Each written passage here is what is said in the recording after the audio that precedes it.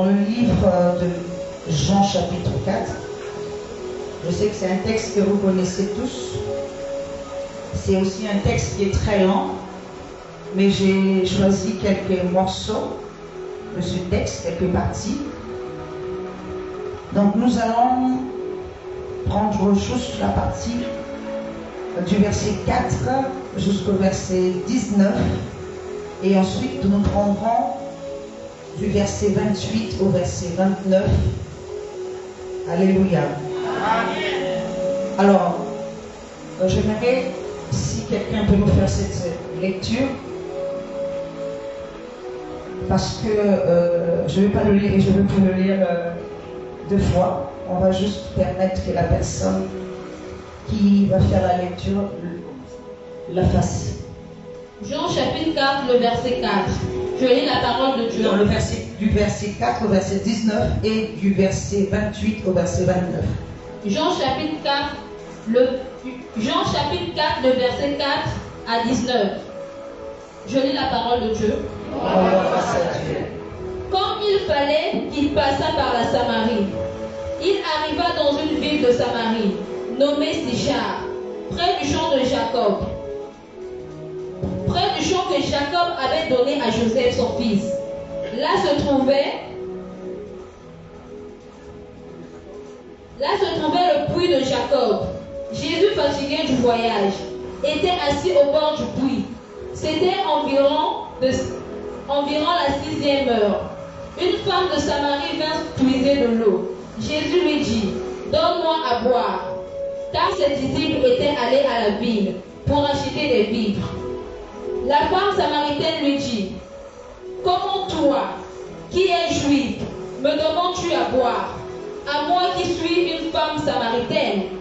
Les Juifs, en effet, n'ont pas de relation avec les Samaritains. Jésus leur répondit, si tu connaissais le don de Dieu, et qui est celui qui te dit, donne-moi à boire, tu lui aurais toi-même demandé à boire, et il t'aurait donné de l'eau vive. Seigneur, lui dit la femme, tu n'as rien pour puiser, et le puits est profond. D'où aurais-tu donc cette eau vive? Es-tu plus grand que notre père Jacob, qui nous a donné ce puits, et qui en a bu lui-même, ainsi que ses fils et ses troupeaux? Jésus leur répondit, quiconque boit de cette eau aura encore soif, mais celui qui boira de l'eau que je lui donnerai n'aurait jamais soif, et l'eau que je lui donnerai deviendrait en lui une source d'eau, qui jaillira jusque dans la vie éternelle.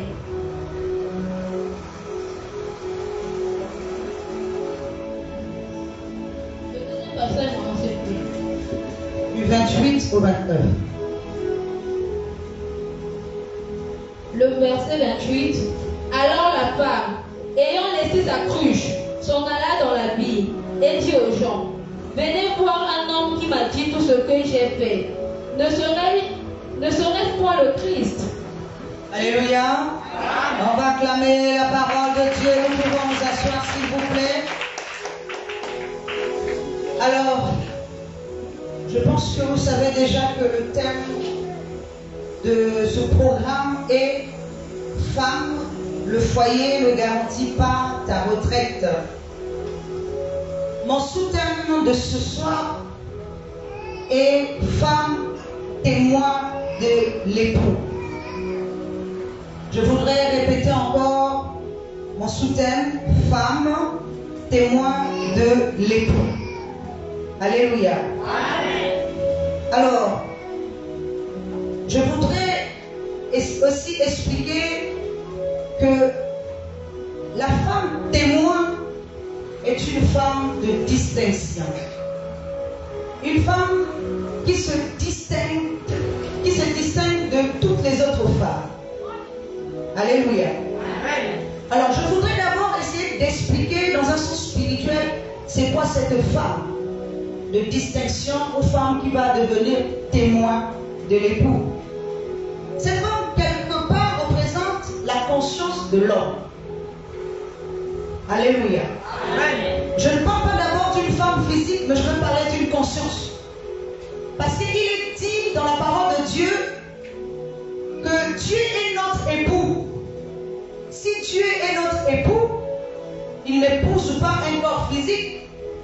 mais il épouse une conscience. Que tu sois homme ou que tu sois femme, Dieu épouse une conscience. Et cette conscience doit devenir une femme de distinction. Pourquoi je dis ça? Parce que c'est vrai que nous allons voir le côté physique, le foyer physique. Nous allons nous dire que nous avons un foyer physique. Mais je vais encore expliquer à quelqu'un. Si à l'intérieur de toi, tu n'es pas disposé, tu ne peux pas recevoir aussi quelque chose à l'extérieur. Je dis encore, si à l'intérieur de toi, tu n'es pas émancipé, tu ne peux pas aussi être émancipé à l'extérieur. Alléluia. Si à l'intérieur de toi, tu n'es pas émancipé, tu ne peux pas devenir à l'extérieur aussi un être émancipé. Tout commence d'abord à l'intérieur. Alléluia. Ce que nous avons à l'extérieur n'est qu'une représentation de ce que nous avons à l'intérieur. Vous voyez, Ève dans Adam, elle n'était pas émancipée. Alléluia. Il a fallu qu'elle sorte de Adam pour devenir un être émancipé. Alléluia. Un être libre. Un être vivant. Alléluia. Tant qu'elle était à l'intérieur, elle ne pouvait pas aider Adam. Il a fallu qu'elle sorte de l'intérieur pour pouvoir aider Adam. Tu ne peux pas aider correctement l'homme à l'extérieur ou encore tenir correctement dans ton foyer ou encore te dire que mon foyer me garantit si ton foyer intérieur n'est pas garanti. Alléluia. Si ton foyer intérieur, parce que Dieu est notre époux. Alléluia. Si Dieu est notre époux, nous devons d'abord savoir comment tenir notre maison. Et je veux dire à quelqu'un ici, quand je parle de la maison, ce n'est pas une maison physique. Il est dit que nous sommes le temple de Dieu. Ça veut dire que le corps de l'homme est temple de Dieu. À l'intérieur de l'homme vit Dieu. Alléluia. À l'intérieur de l'homme vit ta conscience. Alléluia. Donc toi et Dieu, vous partagez la même maison. Acclame le Seigneur. Si tu ne sais pas honorer Dieu qui est au-dedans de toi, tu ne pourras pas aussi honorer ce qui est à l'extérieur. C'est comme quelqu'un qui voit des êtres humains, c'est une parenthèse, qui n'aime pas l'être humain, qui le voit en face de lui. Il ne peut pas dire qu'il aime Dieu. C'est pas ça. Si tu n'aimes pas l'être humain que tu vois, est-ce que tu vas dire que tu aimes Dieu? Parce que Dieu, tu ne le vois pas. Alléluia. Si tu méprises l'être humain, c'est que tu es en train de mépriser Dieu. Alléluia. Amen. Si tu dis que tu aimes Dieu, donc il faut aussi que tu puisses aimer celui que tu vois en face de toi. Tu ne peux pas mépriser quelqu'un que tu vois en face de toi en disant que tu aimes Dieu que tu ne vois pas. Amen. Pourquoi tu vas aimer celui que tu vois à l'extérieur? Parce que tu as commencé d'abord par aimer Dieu à l'intérieur. Si tu aimes Dieu, tu dois aimer tout ce que Dieu a fait. Alléluia. À ce moment-là, amen. J'aime beaucoup aimer votre thème. Femme, le foyer ne garantit pas ta retraite. Eh oui. Le foyer physique ne peut pas garantir une retraite. Parce que la retraite est d'abord spirituelle. Parce que notre passage sur la terre, nous allons aller dans une retraite. Ce n'est pas la retraite physique, mais c'est la retraite spirituelle. Alléluia. Ton foyer physique ne peut pas garantir ta retraite spirituelle. Il faut que tu cherches aussi une retraite spirituelle. Alléluia. Amen. Ta retraite est d'abord spirituelle. Ensuite, elle sera physique. Amen.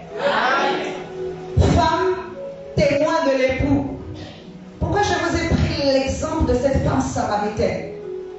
Parce que pour moi, elle est, on va dire, le premier témoin de l'époux. Amen. Alors, on ne peut pas devenir témoin. Amen. Parce que être témoin, ça veut dire que nous avons vu quelque chose. C'est pas ça. Si nous n'avons rien vu, est-ce qu'on va témoigner? Ça va être un mensonge. Alléluia. On témoigne que ce que nous avons vu, nous avons vécu. Alléluia. Amen. Il faut que tu cherches à vivre quelque chose avec Dieu. Il faut que tu sois témoin de l'époux afin de porter le témoignage. Alléluia. Mais si tu ne vis pas la chose, tu ne parles pas la chose, comment peux-tu apporter le témoignage? Amen. Donc la femme samaritaine est venue au puits. Ça veut dire qu'elle avait l'habitude de venir à ce puits-là. Amen. Ce puits représente quoi? La connaissance de Dieu. Le puits représente la parole. Amen. Elle arrivait pour puiser de l'eau. Elle arrivait, elle portait une cruche. Elle arrivait pour puiser de l'eau. Mais l'eau qu'elle venait puiser là, c'était une eau qui ne pouvait pas la altérer définitivement. Alléluia. Parce qu'elle devait revenir tous les jours. Elle devait revenir puiser encore. C'est comme la parole aujourd'hui. Quand tu lis la parole, tu reviens encore pour lire encore. Parce que demain, quand tu peux oublier ce que tu as lu aujourd'hui, il faut que tu relises encore. Demain, tu dois relire encore. Après demain, tu dois relire encore. Après, tu dois relire encore. Parce que là, à un moment donné, tu peux oublier ce que tu as appris aujourd'hui. Donc, tu entretiens ça. Donc, tu vas tous les jours au puits. Tu vas puiser de l'eau. Alléluia. Mais sauf que l'eau que tu es en train de prendre est en train d'altérer seulement ton corps. Mais on n'altère pas ton esprit. Alléluia. Amen. Vous savez, la parole de Dieu nous dit quelque chose de bon. Il est dit qu'il arrivera un moment donné, il n'y aura plus d'enseignants. Parce que tous connaîtront Dieu. Plus petit au plus grand. Alléluia. Ça veut dire quoi? La femme que tu es, la femme que je suis, la femme que nous sommes, nous tous, nous allons consommer de l'eau vive. Une fois que nous consommerons de l'eau vive, alléluia, nous n'aurons plus besoin d'être enseignés parce que celui qui est à l'intérieur de nous nous enseignera lui-même. Alléluia. Alléluia. Il nous enseignera lui-même. Pourquoi? Parce que nous sommes allés au puits et à force d'aller au puits, nous avons trouvé l'époux. Alléluia. Je vais vous dire encore quelque chose. La plupart des femmes dans la Bible ont trouvé les époux au puits. Oui, pasteur. Alléluia. Je vais prendre l'exemple de Rachel. Alléluia. La parole de Dieu nous dit, lorsque Rachel est allée au puits pour puiser de l'eau, c'est là qu'elle a rencontré Jacob. Alléluia. C'était au puits qu'elle a rencontré Jacob. Alléluia. Et je vais donner encore un autre exemple. Rebecca. Lorsque Rebecca arrive au puits, alléluia, il dit que Abraham avait envoyé son serviteur chercher une femme pour son fils Isaac. Mais lorsque le serviteur arrive au puits, alléluia, vous savez quoi? Il voulait voir quelle est la femme qui pouvait puiser de l'eau pour lui, pour les chameaux. Alléluia. Ça veut dire quoi? Quelle est la conscience qui a la connaissance de Dieu, qui est une porteuse de lumière. Alléluia. Parce que Dieu n'épouse pas celle qui n'a pas de lumière. Alléluia. Dieu épouse une femme qui porte la lumière. Alléluia. Dites encore Amen. Vous savez pourquoi Jésus a posé la question à la Samaritaine? Pourquoi Jésus a demandé de l'eau à la Samaritaine? Amen. Il a dit, est-ce que tu peux me donner de l'eau? Amen. Parce que quand on demande à quelqu'un, c'est pour jauger. Alléluia. C'est pour ça. Ça veut dire que toi, tu viens puiser de l'eau tous les jours. Tu connais le puits. Est-ce que je peux te poser des questions? Tu peux me répondre. C'est en fonction de ces questions, les réponses que tu vas me donner, que je comprendrai si tu as la connaissance ou pas. Si tu pèses ou pas. Alléluia. Alléluia. Si tu as la connaissance ou pas. Tout à l'heure, le pasteur Jacques voulait poser des questions ici. J'ai aimé ça, mais ça c'est plus fait. Amen. Ça va se faire après. Voilà. Ça c'est un exercice. L'exercice là c'est pour voir si au-dedans de nous ici, il y a une épouse de distinction, une femme de distinction. Parce qu'une femme de distinction doit répondre à la parole. Alléluia. Lorsqu'on te pose la question, c'est pour voir si elle est capable d'entretenir une relation, alléluia, une conversation spirituelle avec lui, alléluia. Vous pensez que Jésus, si c'était physique, il n'allait pas puiser de l'eau lui-même? Pourquoi avait-il besoin de lui demander de l'eau? Nous savons également qu'il n'a jamais bu l'eau de la Samaritaine. Il n'y a aucun endroit où on a dit que la Samaritaine a puisé l'eau et a donné à Jésus. C'est pas ça. Mais il est pourtant dit, amen, que Jésus a dit, si tu connaissais le don de Dieu, c'est toi-même qui m'aurais demandé de l'eau et moi je te donnerai de l'eau vive. Alléluia. Donc c'était pas question qu'elle lui donne de l'eau, c'était question que lui, il lui transmette de l'eau. Alléluia. Amen. Mais c'était juste pour voir si elle était un corps capable de recevoir l'eau. Amen. Donc ça veut dire quoi? Un corps de lumière pour recevoir la lumière. Alléluia. C'est comme Marie, mère de Jésus. Elle était un corps de lumière pour recevoir la lumière. Elle ne peut pas porter la lumière si elle n'est pas corps de lumière. Jésus dit que je suis la lumière du monde. Si Jésus est la lumière du monde, c'est que la mère qui a porté la lumière était un corps de lumière. Alléluia. Si elle n'est pas corps de lumière, elle ne peut pas porter la lumière. Alléluia. On ne peut pas contenir la connaissance de Dieu si nous n'avons pas un début de connaissance. Alléluia. Alors je voudrais encore illustrer quelque chose d'autre. Jésus pose la question à ses disciples. Qui dites-vous que je suis? Tout le monde répond. Tout le monde dit Élie, l'un des prophètes, Jean-Baptiste. Alléluia.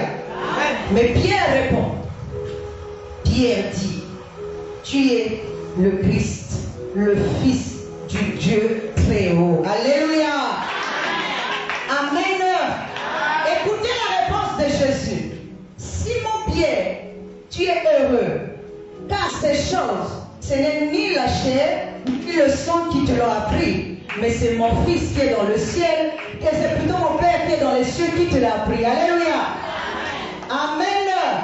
Maintenant, je voudrais encore illustrer quelque chose pour que vous le voyez dans votre esprit. À quel moment Dieu avait-il enseigné Pierre?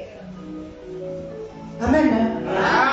Alléluia. À quel moment Dieu avait-il enseigné Pierre? Puisque Pierre marchait avec Jésus. Pierre était avec tous les disciples. Alléluia. Mais Pierre s'est distingué à cause de la question que Jésus lui a posée. Et quand Jésus a posé la question, c'était pour savoir parmi tous ses disciples qui étaient corps de lumière. Parce qu'il devait partir, il ne peut pas laisser son église à un corps de ténèbres, mais il doit laisser son église à un corps de lumière. Alléluia. C'est pour ça qu'il dit, encore il rajoute, tu es Pierre, sous cette pierre je bâtirai mon église. Alléluia. Alléluia. Et il rajoute encore, je te donnerai les clés du royaume. Alléluia. Amen. Avant que l'église, c'est une épouse. C'est pas ça? Donc à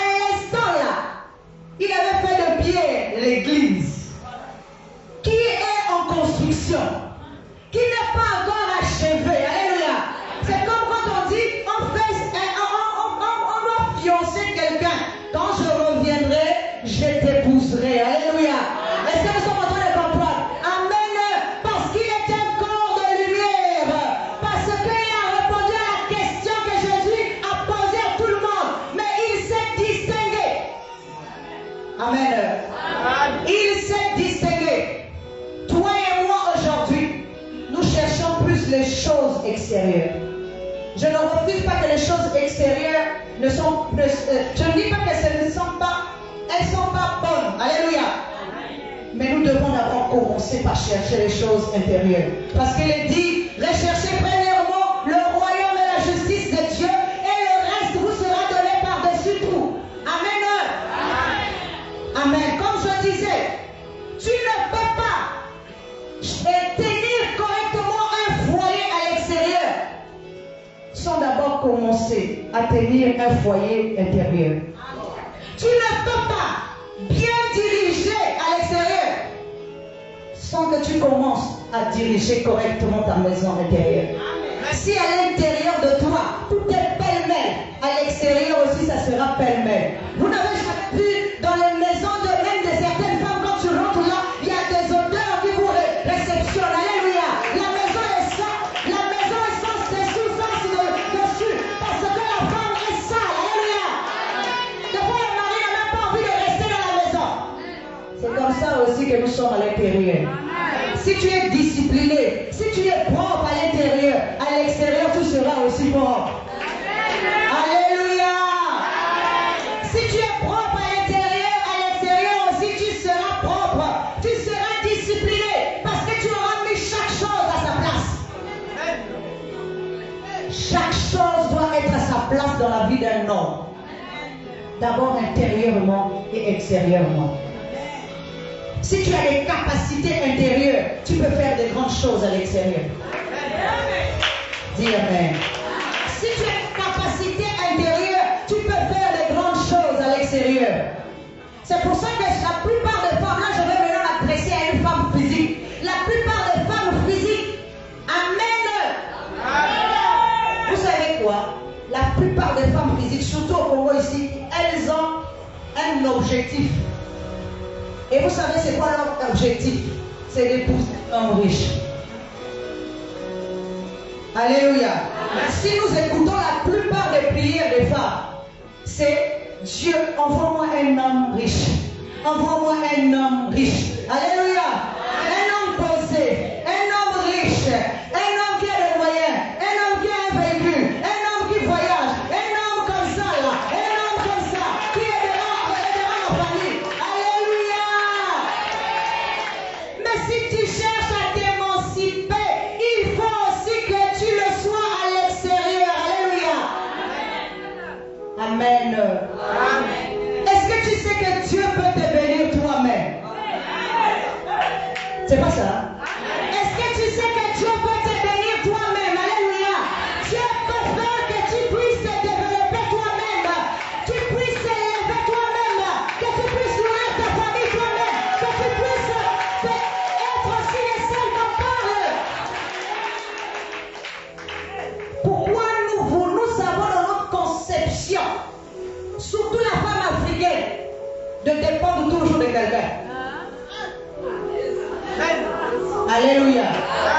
Nous dépendons d'un frère, nous dépendons d'une sœur, nous dépendons d'un mari, nous dépendons d'un homme, nous dépendons d'une tante, nous dépendons d'un papa, nous dépendons d'une maman. Alléluia. En Europe, un enfant même de 18 ans commence à chercher sa vie. Il va à l'école, il va travailler. Alléluia. Il va à l'école. En Europe, même nos enfants étudiants qui quittent l'Afrique ici et qui vont en Europe, lorsqu'ils arrivent là-bas, ils n'ont ni père ni mère là-bas, mais eux-mêmes cherchent du boulot parce qu'ils vont payer leurs études eux-mêmes. Alléluia. Ils vont à l'école, ils vont travailler. Amen. Mais nous, la femme africaine, elle veut seulement. Il n'y a pas que les femmes, il y a aussi les hommes. Alléluia.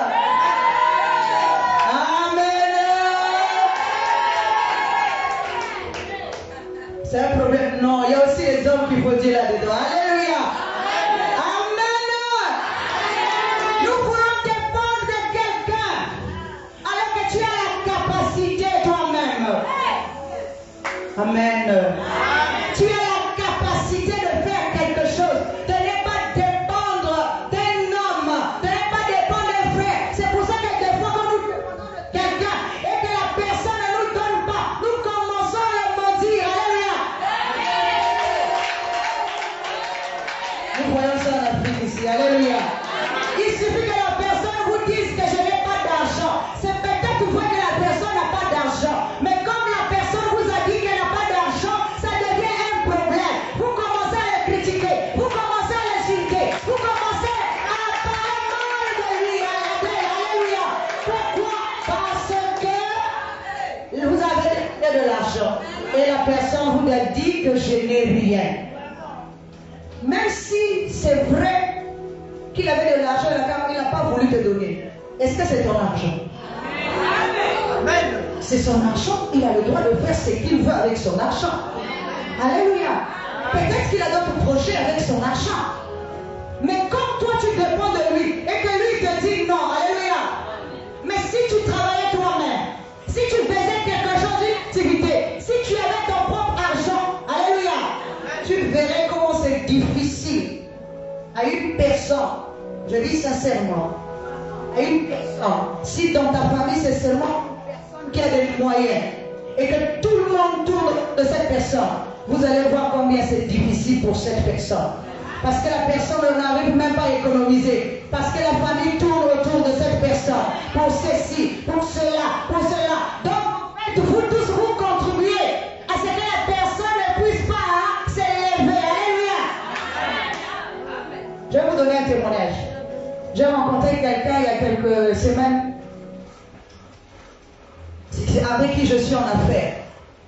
Et la personne me dit, Madame Falex, vous savez, je préfère Brazzaville que Pointe-Noire.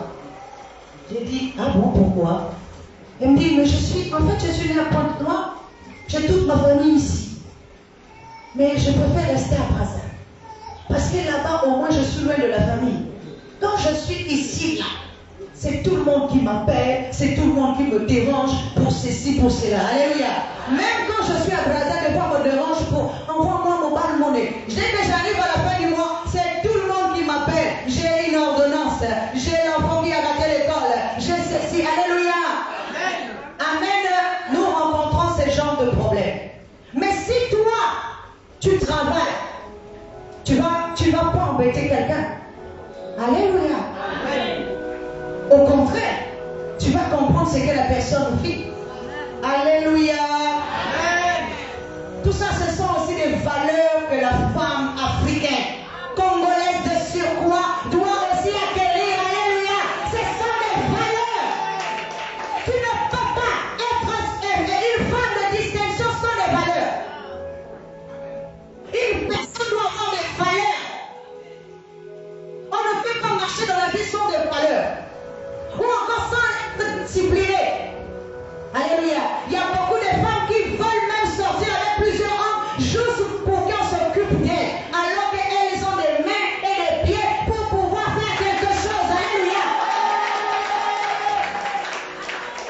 Elles choisissent les hommes. Celui-là, non, on dirait qu'il n'est pas trop bon. Il ne va pas s'occuper de moi. Alléluia. Parce qu'elles veulent avoir plusieurs hommes qui les entretiennent. Amen. Comme dit le pasteur, la facilité. Tu dois travailler. Quand je dis de travailler, ça ne veut pas dire toujours d'aller travailler au bureau. Tu peux créer, tu peux entreprendre. Tu peux vendre. Alléluia. Amen. Ta retraite est assurée que par toi-même. Je dis encore, ta retraite est assurée que par toi-même. Parce que tu peux dépendre d'un homme aujourd'hui, il peut mourir demain. Alléluia. Tu peux dépendre de quelqu'un. Aujourd'hui, la personne peut mourir. Dieu peut te faire comprendre que tu dépendais, tu dépends au lieu de dépendre de Dieu. Alléluia. Et la personne pour qui tu dépends peut mourir. Nous voyons beaucoup de gens regretter papa et maman et je ne sais pas qui. Parce qu'ils se sont fiés. Ou elles se sont fiés à une personne au lieu de se fier à Dieu. Amen. Amen. Oui. Je voudrais revenir un peu à la femme témoin. Alléluia. Est-ce que vous savez que Marie de Magdala était une femme témoin? Amen. Le jour de la résurrection de Jésus, il n'y avait pas de femme au tombeau. il y avait Marie de Magdala. Alléluia. Amen. Il y avait Marie de Magdala. Amen. Marie de Magdala est venue très tôt le matin et c'est elle qui a constaté que le tombeau était vide. Alléluia. Amen. C'est elle qui est allée annoncer que le tombeau est vide. Amen. Que Jésus n'est plus dans le tombeau, que Jésus est ressuscité. Alléluia. Amen. Est-ce que vous savez donc, lorsqu'elle va d'abord, écoutez bien, lorsqu'elle quitte le tombeau, c'est elle qui annonce d'abord la résurrection de Jésus. Alléluia. Elle va annoncer la résurrection de Jésus. Or, la résurrection est un message. Alléluia. Comme la mort de Jésus aussi est un message. Alléluia. Amen. Lorsque nous prêchons aujourd'hui, nous prêchons la résurrection de Jésus. Nous ne prêchons plus la mort de Jésus, mais nous prêchons la résurrection. Alléluia. Il est dit encore dans Marc chapitre 16 verset 9, il est dit que Jésus après sa résurrection, il est apparu tout d'abord à Marie de Magdala. Alléluia. Jésus ne s'est pas apparu à un homme. Alléluia. Jésus ne s'est pas apparu à un homme, mais Jésus est apparu plutôt à une femme. Alléluia. Amen. Et c'est lui-même qui dit à Marie de Magdala, va dire à tes frères que je suis ressuscité. Alléluia. Amen. J'annonce à quelqu'un ce soir que c'est toi qui dois annoncer la bonne nouvelle. Alléluia. On ne peut pas seulement chercher à être femme d'affaires. Alléluia. Mais on doit aussi chercher à prêcher la parole de Dieu pour annoncer la bonne nouvelle. Alléluia. Amen. Alléluia. Alors, tu dois aussi annoncer la bonne nouvelle. Tu dois aussi évangéliser. Parce que si nous prenons aussi l'histoire de la Samaritaine, il est dit qu'après avoir discuté avec Jésus, elle a posé sa cruche et elle est partie. Pourquoi? Parce que Jésus au préalable lui avait dit, si tu connaissais le don de Dieu, toi-même tu lui aurais demandé de l'eau vive et je t'aurais donné de l'eau qui jaillirait jusqu'à la vie éternelle. Alléluia. Ça veut dire que Dieu fera de toi une source. Amen. Une source d'eau jusqu'à l'infini. Alléluia. Amen. Oh, si tu deviens source d'eau, ce n'est pas pour toi-même, c'est pour que les autres viennent puiser. Alléluia. La source d'eau n'est pas faite que pour nous-mêmes, nous devenons source d'eau pour les autres. C'est pour ça qu'elle a laissé sa cruche et qu'elle est partie à la Samarie annoncer au peuple de la Samarie que j'ai vu le Christ. Alléluia. Elle a été témoin. Alléluia. Dis encore amen. Elle a été témoin. Elle a vu. La Samarie ne connaissait pas le Christ. Alléluia. Parce que la Samarie était en inimitié avec les Juifs. Et c'est elle qui a porté la nouvelle. C'est elle qui est venue vous dire à la Samarie que j'ai vu le Christ. Alléluia. Et les gens ont cru à sa parole. Et les gens se sont déplacés pour aller vers Jésus. Alléluia. Amen. Vous savez, pendant que la femme discutait avec Jésus, il y a quelque chose que j'aimerais souligner. Jésus lui dit, va, appelle ton mari et viens ici. Alléluia. Or, quand on dit va appeler ton mari et de l'emmener, ça veut dire quoi? Je vais évangéliser quelqu'un, je dois le convaincre pour le ramener jusqu'à Jésus. C'est pas du tout ça. Alléluia. C'est un homme qu'elle a reçu. Elle a reçu un homme. Va prendre ton mari. Il a dit, va, appelle ton mari et viens ici. Alléluia. Le mari dans le sens spirituel représente aussi le peuple qu'elle est partie appeler. Alléluia.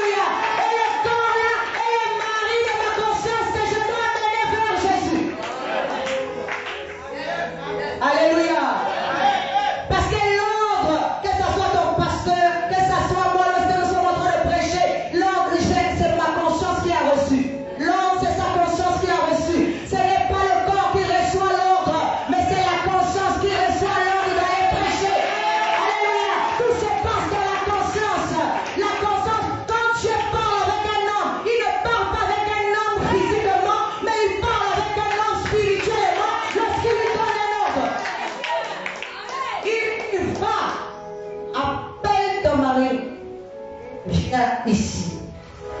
Hein? C'est une mission.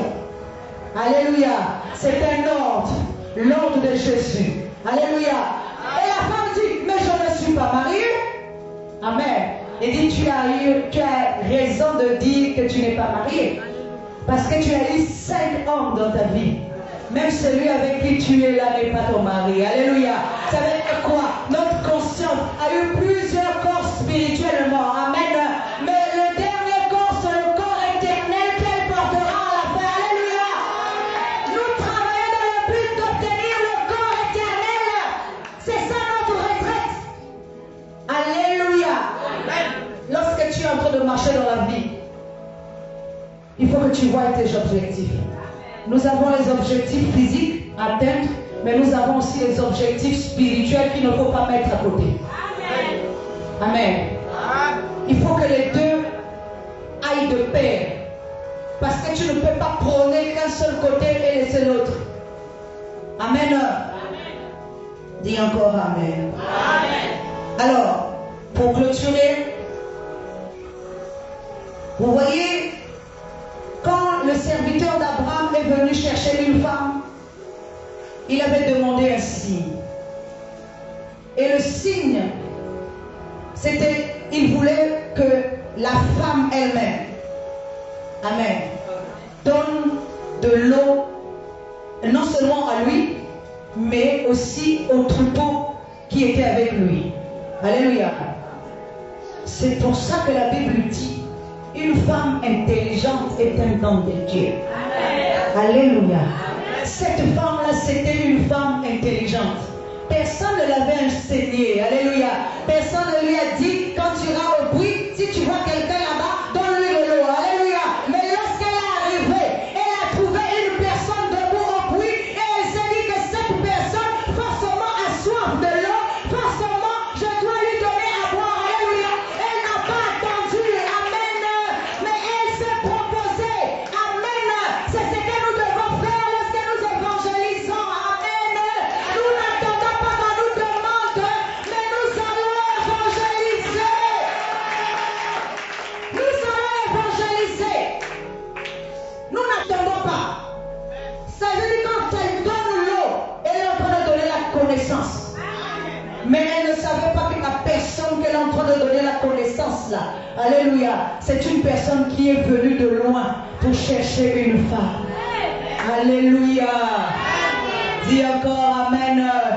Quand nous évangélisons, c'est pour ça que même tout à l'heure je disais, deux valent mieux que un. Quand l'un tombe, l'autre le relève.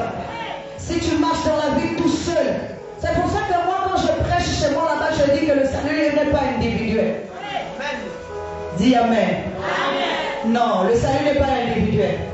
Le salut est collectif. Parce que sinon Jésus n'aurait pas quitté son trône pour venir te sauver. Il serait resté sur son trône là-bas tout seul. Alléluia.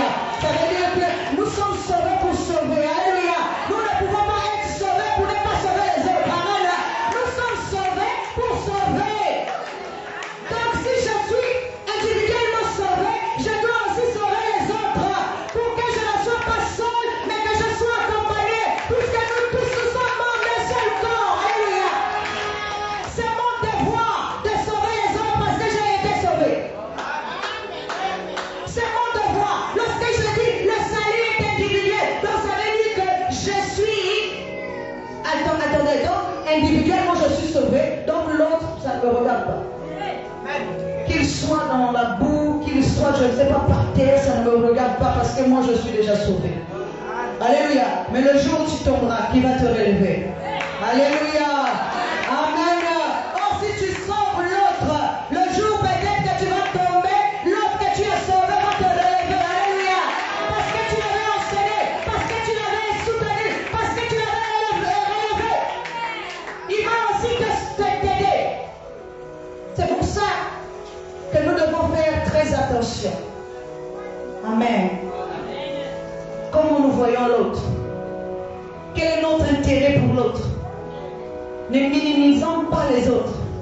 Ne méprisons pas les autres. Parce que tu ne peux pas connaître la vie de l'autre. Tu ne sais pas ce qu'il peut être demain.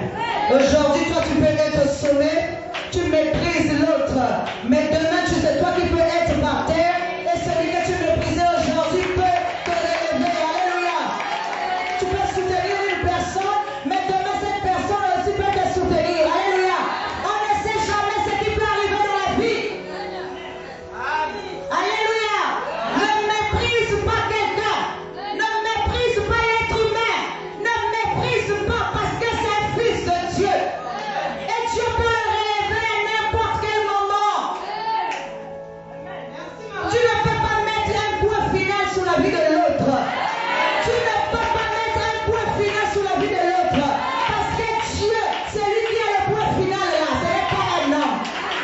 Mais quand Dieu va relever la personne, même toi-même, tu seras bouche ouverte. Alléluia. Parce que tu as méprisé la personne aujourd'hui. Amen. Alléluia.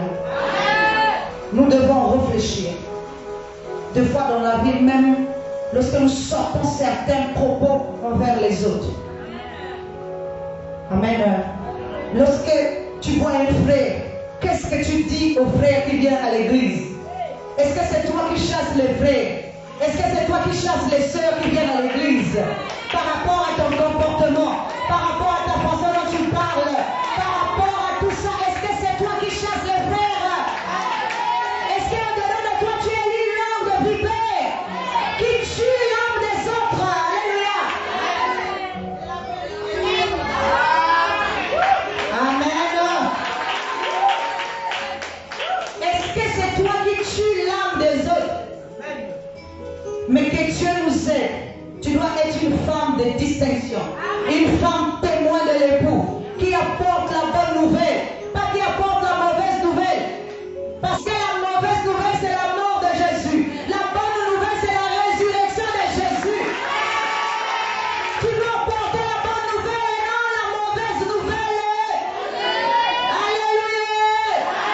Ne tue pas les autres au-dedans de toi, mais apporte la vie. Sois une femme de distinction, une femme porteuse de lumière, une femme qui s'élève, une femme qui prêche, une femme, alléluia, qui a confiance en son Dieu, une femme qui soutient l'œuvre de Dieu. Alléluia. Que la parole de Dieu trouve place à nous. Merci beaucoup.